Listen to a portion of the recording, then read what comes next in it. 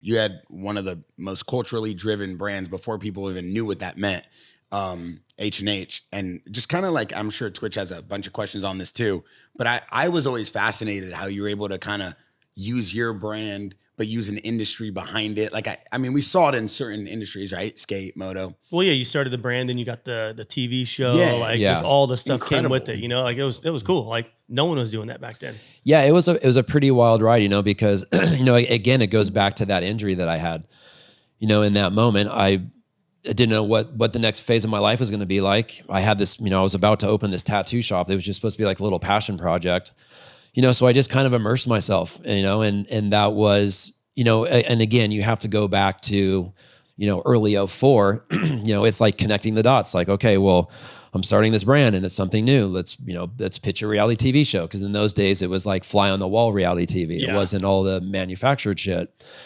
And it was just like testing the waters on things, you know, like, you know, you know, third grade math will tell you, you know, you get a TV show and it's doing well, it's going to be good for your business. And the TV show hit, and literally the day after the second episode, I mean, and I was in there every day. I mean, I was unlocking the doors every morning at 9:30 a.m. and doing the drops at the end of the day. And I remember walking in the first day and there's, you know, 60 people standing in line. You're like, oh, to come into the tattoo shop.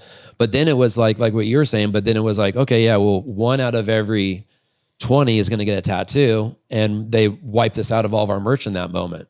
So, you know, then it's like, okay, now it's time to roll on this situation because it ain't going to last forever. I think we ended up doing like 3 or 4 seasons before they wanted to start scripting it and all that shit when I walked away from it. But it, you know, like our career is like, okay, it's a flash in the pan. I have an opportunity to get something started, get it rolling. And so, yeah, we got that jump off, you know, because of the location and through doing the TV show. And then and then I got healthy, got back to writing again. And then it was like, okay, how can you can only do so many tattoos in a day. And, you know, looking at it from a merch standpoint, and you can sell t-shirts, hats, and hoodies. That's what snowballed into doing the clothing. Then I, you know, pulled in Josh Merrill. Yep. Actually, Josh Merrill pulled me out of my mess of trying to do clothing and rescued me. Shout out J-Star. Yeah. I bought my first car from him. Yeah. And, you know, and then it was like, okay, let's turn this into a brand, you know? So, but then that next step iteration of getting it more back to not just some shitty reality TV show in the tattoo shop, but like, you know, pulling it back into the culture of freestyle motocross and really action sports was, I didn't have a big budget to go out and do, you know, pay athletes a lot of money or do different teams. So I wanted to, at that point in my life with the chip on my shoulder, the fact that I got kind of forced out of supercross racing because of my image and because of the videos that I did, I wanted to come back and give a big fuck you to the motocross industry and do a motocross team. So it was kind of twofold. Like it was the chip on my shoulder to come back into racing, as well as like, I don't have the money. I mean, like, let's call a spade a spade. I don't have $100,000 to go pay Twitch to represent my brand at that time, because now we're past the 90s. We're in 06, 07, right? These guys were making money. So, okay, what's the next step I can do? I'm going to I got an RV, I'm going to wrap a trailer, and we're going to go racing. And with that, which was a really fun time, you know, before probably the funnest time, right? It was the funnest time before it turned into like RCH and like you and Carmichael. Like that was like the beginning of like, all right, let's try this shit out. Like, let's just wrap what we have and go. Yeah, it was really fun because, you know, I came into it knowing we weren't going to be chasing podiums, barely even making mains if we were lucky. I mean, we made a main, it was like fucking high fives, but I stumbled onto something, and it wasn't like, you know, some epiphany that I had, but when we went in to do Supercross, I knew we weren't going to win on the track, so I wanted to win in the pits. And at that time, when you went to Supercross, there was no pit party, there was no monster pit party, there was no experience. It was a bunch of race trucks, and if you got a pit pass, you can walk in and maybe get an autograph or two or whatever, and then you were ushered out.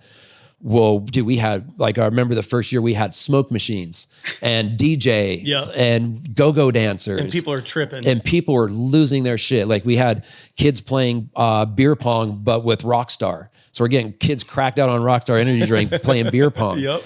And it started with just pen to paper. Like, hey, as you come through here, write down your, your MySpace page and your Facebook page and your email address, and we'll try to, send you something cool.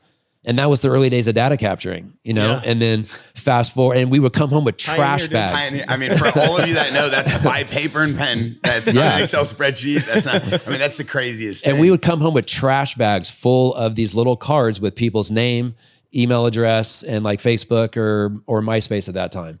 You know, and then we kind of graduated into, you know, we got iPads a couple of years later. So fast forward, and I kind of got a topic, but like what you're talking about, like with, you know, then teaming up with Carmichael and launching RCH, we were getting, I mean, I did a $3 million deal with Dodge, not off of any racers we had on the track, but with our data capturing that we had in the pits and through our activation and our impressions with people, and the fact that we were pulling in 3,000 to 4,000 brand new email addresses every week at every Supercross race. People don't understand, like, you don't have to be the best on your motorcycle or the best guitar player. It's like, if you can capture data and you have something that's valuable to a company, you can make so much more money.